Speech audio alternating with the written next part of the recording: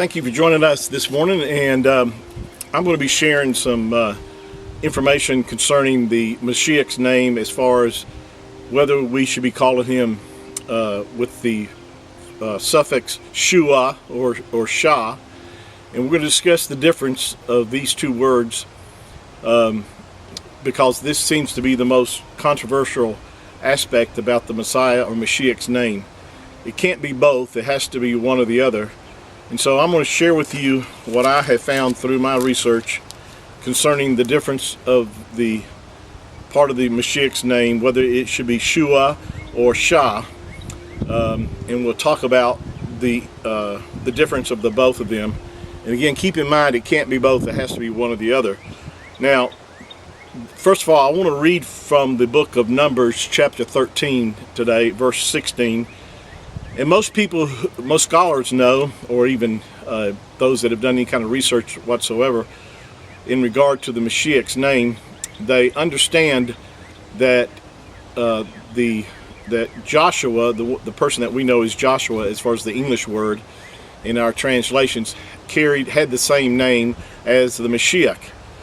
And but because of that, there's still confusion about whether it should be Yahusha or Yahushua or Yeshua. We're going to talk about all these in this series of teachings. We won't get to all of them today or this segment, but I do want to go in depth and just to show you the research that I have found. Then I want you to look it up yourself, because you need to be convinced yourself. Don't take my word for it. I'm just sharing with you the information I have found. Let the Ruach of the Spirit guide and direct your study so that we can all know the truth, because we should be seeking the truth and not some doctrine or some type of thing, tradition that we may be holding to, and not really pursuing the truth of this matter. But with that said, I want to say this right up front. Just because, and we can verify this, the name of Joshua, again, that's the English name that we know in the scriptures. It's been changed a number of times, and we're going to point this out. And just because the name Joshua, or whether you use Yahushua or Yeshua or Yahusha, whatever you use, you have to understand that there was a prophecy given in the book of Zechariah chapter 6 verse 11 and 12 concerning the name of the Mashiach. And if you look this up, and of course you'll have to look it up in a Hebrew, Greek interlinear Bible, or some type of software that has the scriptures where you can see the original letters, and also be able to remove the vowel points that surround the names, because we understand in our study, if you don't know this, that most of our translations are translated from the Masoretic text, and the Masoretic text use vowel points to change the pronunciation of different names in the scriptures or words. And because of that, this has caused the confusion that we have today. There would not have been this confusion if the scriptures had not been tampered with in this way, as far as changing the way that these names were pronounced. And so, with that said, if you look at the original text without vowel points, I use for my church software on my computer, I use Blue Letter Bible, and I can go to this verse, or I can go to Zechariah chapter 6 verse 11 and 12. I can click on that verse, and it will pull up the Hebrew and the English translation.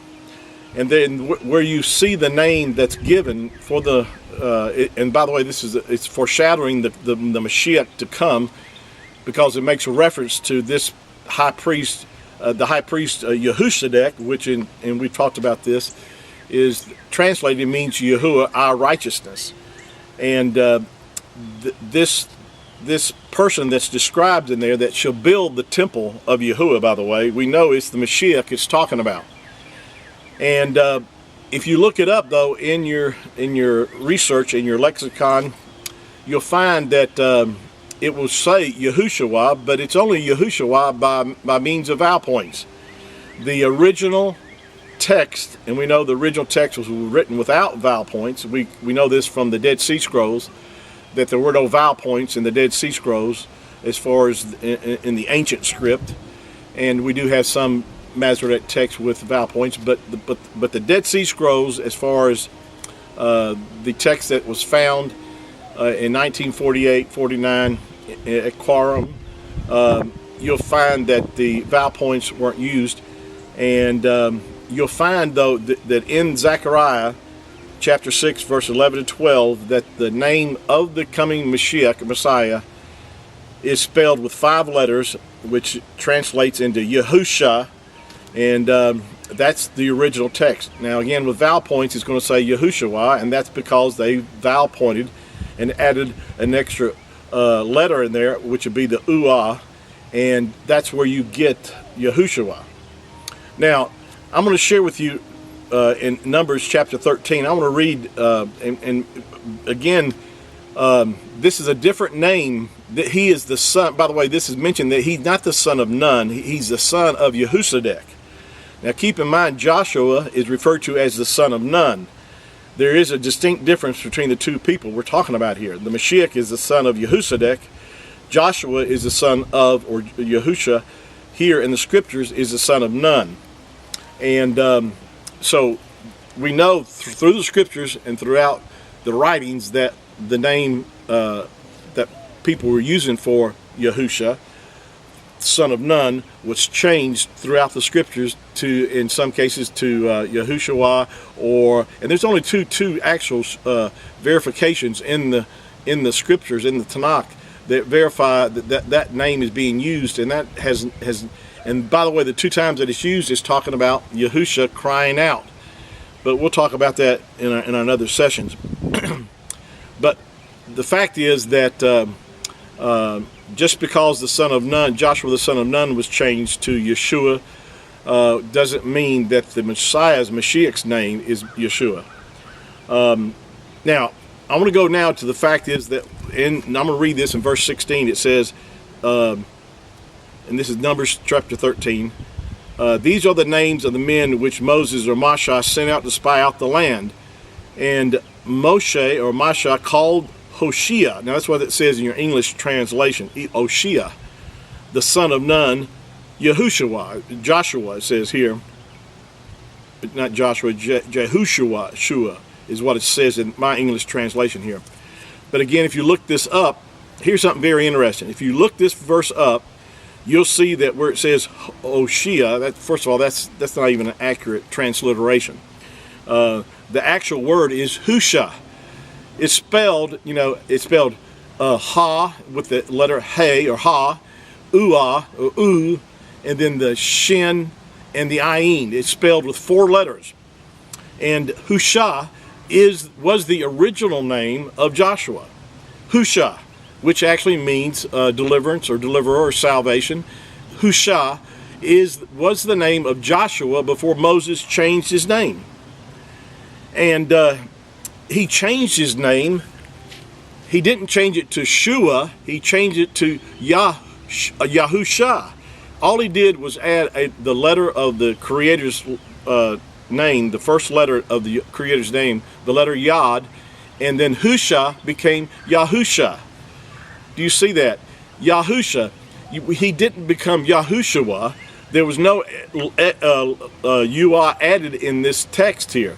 You can verify this by going and looking at the original. You have to see this in a Hebrew, Greek interlinear Bible to be able to verify the letters. And the original name of Joshua, which most people know as Joshua, was Husha. And Moses changed his name by adding the letter Yod to the beginning of his name, and he became Yahusha. And we're going to get in more in this in our next session. There's a whole lot more to be said. We want to verify everything. I want you to verify everything. Just don't take my word for it. But don't make your judgment